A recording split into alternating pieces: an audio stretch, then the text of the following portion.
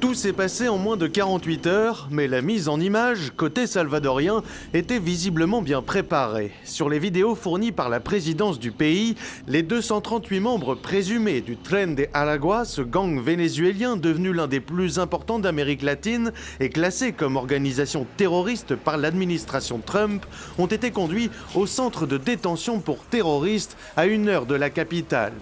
Cette toute nouvelle prison de haute sécurité, inaugurée il y a 2 ans, est la vitrine du système carcéral que le président Nayib Bukele vendait début février au secrétaire d'État Marco Rubio. Il s'était dit disposé à accueillir des criminels américains en échange d'une rémunération bon marché pour les États-Unis, avait-il pris le soin de préciser.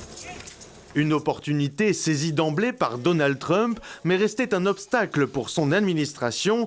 Comment expulser entre 200 et 300 membres présumés de gangs latino-américains légalement?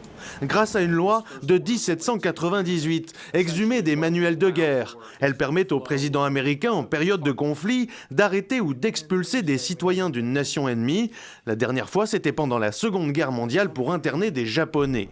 Problème pour la Maison-Blanche, un juge fédéral saisi par des défenseurs des droits humains a ordonné le jour même la suspension de toute expulsion. Si Nayib Bukele, le président salvadorien, a tourné l'affaire en plaisanterie sur les réseaux sociaux, aux États-Unis, l'affaire est prise très au sérieux.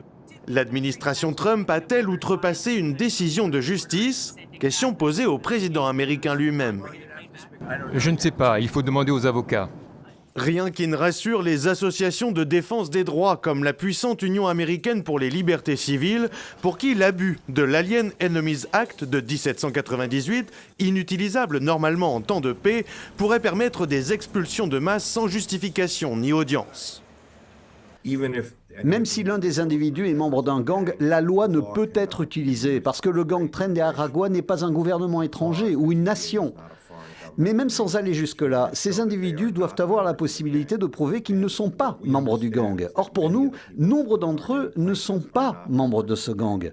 Donc pour cette seule raison, c'est illégal.